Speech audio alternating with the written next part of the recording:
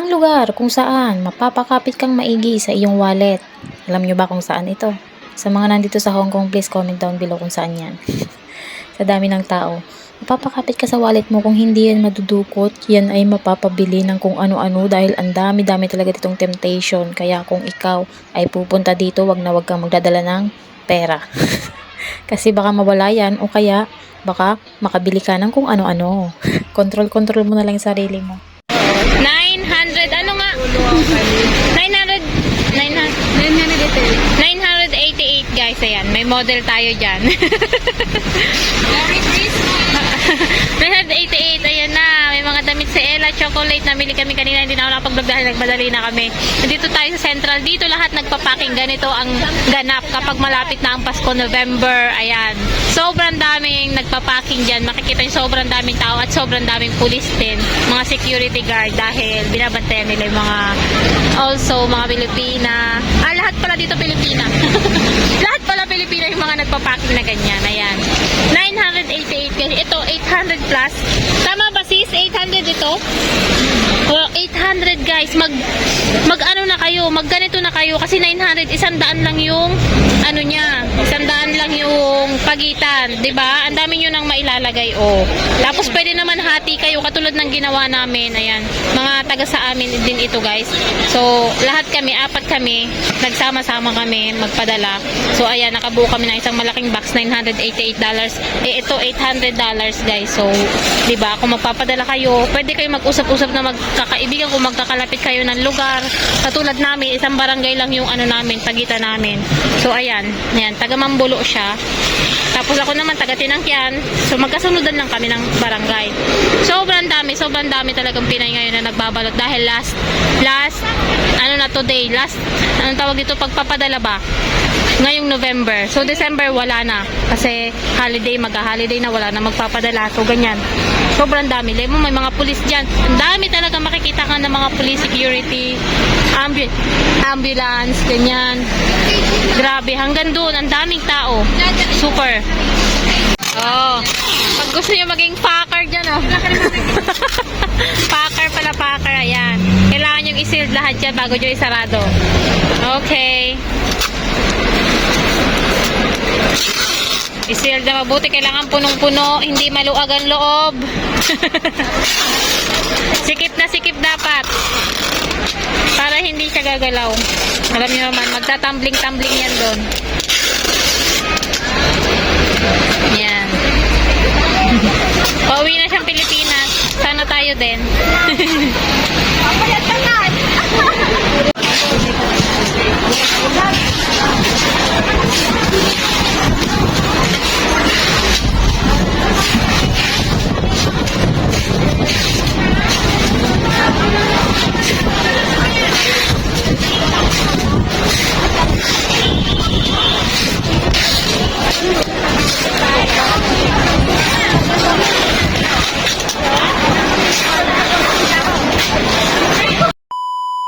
Kaninang umaga nakikita nyo sobrang daming tao, ngayon wala na. Dahil kami sa kabila nagpacking, wala nang katao-tao, wala nang box.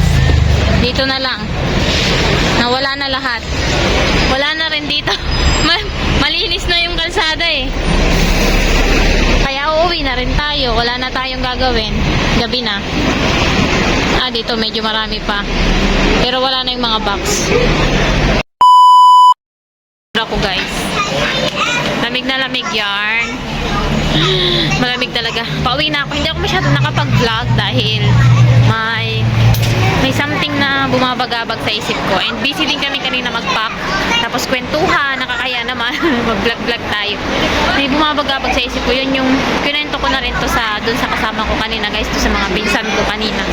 Mga taga sa amin, barangay namin yun guys. Na nagpadala ng package. Tapos, ayun.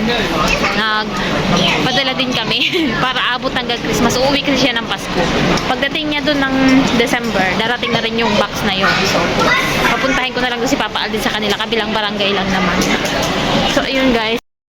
Ang cute pala pag may ganito, no? Yan, oh. Naka-ano tayo dyan. Naka-turtleneck na nga na damit. Tapos, naka leather jacket. Alam niyo yung leather jacket ko guys, sa kapatid ko pa to. Nung nandito pa siya sa Hong Kong. Tapos, ang nangyari, nasira. Hindi ko alam na yung leather jacket pala. Hindi pala to guys nilalagay sa loob ng maleta. Ayan oh. Nag-ano siya, naglalagas na siya ba? Ayan oh. Tingnan nyo. Nagtanggal-tanggal na yung mga balat. Naglalagas na siya. Hindi pala siya pwedeng ilagay sa loob ng maleta tapos i-stack kasi pag mainit, gano'n ang mangyayari. Parang nagiging ano siya. Ano bang tawag doon? Yung hindi na malutong. Hindi ko ma-explain kung ano. Muna tayo para makapagkwentuhan tayo mga ayos. So ayun, nakwento ko nga to sa mga kasamahan ko kanina na lately guys, di ba nakwento ko sa inyo na padating yung Pinay na kasambahay do sa nanay.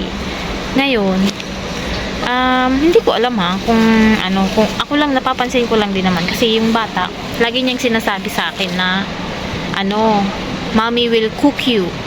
Lulutuin. Cook ha, cook. Sabi niya, mommy will cook you. Tapos sabi ko, bakit kaya? Ano kaya ibig sabihin? Hindi ko siya pinapansin dati. Kasi nga, hindi naman, parang nagbibiro lang siguro na ano. Kasi ganun kami. I will kill you, I will cook you, ganito, ganyan. Tapos, nung naliligo na siya, nagsabi ulit siya na mommy will fire you and we will cook you. So, yun. Pumasok sa isip ko na fire. Kaya pala nasabi niya na cook. Kasi fire, 'di ba? Apoy. So lulutuin ako. 'Yun pala ang ibig sabihin ng nanay niya, fire, 'di ba? I will fire you. 'Di ba? Dalawa meaning 'yan. Pwedeng apoy at pwedeng sisantehin ka. So nung sinabi niya na mommy will fire you. So ayun. Simula nun, lagi na ako nag-iisip na sabi ko, paano kaya nasabi ng bata 'yun kung hindi 'yun sinabi ng nanay? So sabi ko, baka sinabi 'yun ng nanay na we will fire Julie. Ganon. Kasi lagi niya sinasabi yun eh. I will fire you, I will cook you. Mommy said. Tapos sinabi ko, when did she say? Tapos sabi daw ng nanay niya, sabi daw nung bata, nung last day daw sinabi. Tapos yun, sabi ko, bakit ganon? Sabi ko, dumating yung Pinay, tapos ngayon, sinasabi nito ng bata. So, ibig sabihin, kumuha siya ng isa pang katulong para palitan ako. So, ayun yung kinakabahala ko ngayon, guys. So, anytime pala, pwede nila akong tanggalin kasi may kapalit na ako. So, ayun. Kahit, wala namang kahit anong rason para tanggalin ako. Ewan ko kung para sa kanila meron.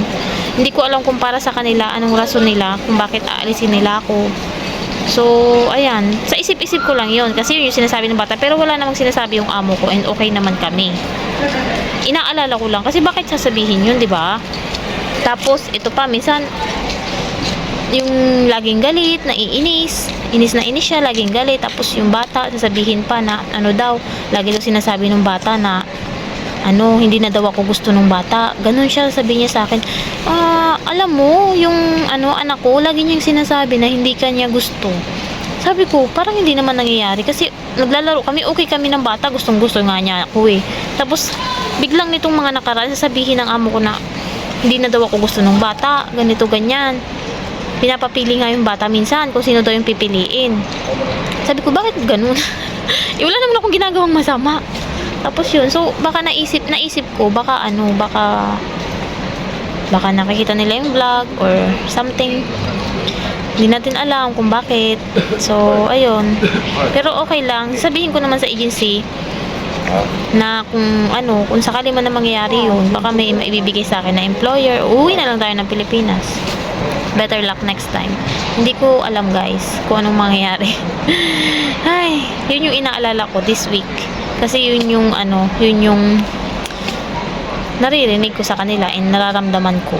So, ayun, inaalala ko siya ng bongga. Ano sa palagay niyo? May iba kayang yung amo ko? Hindi ko alam.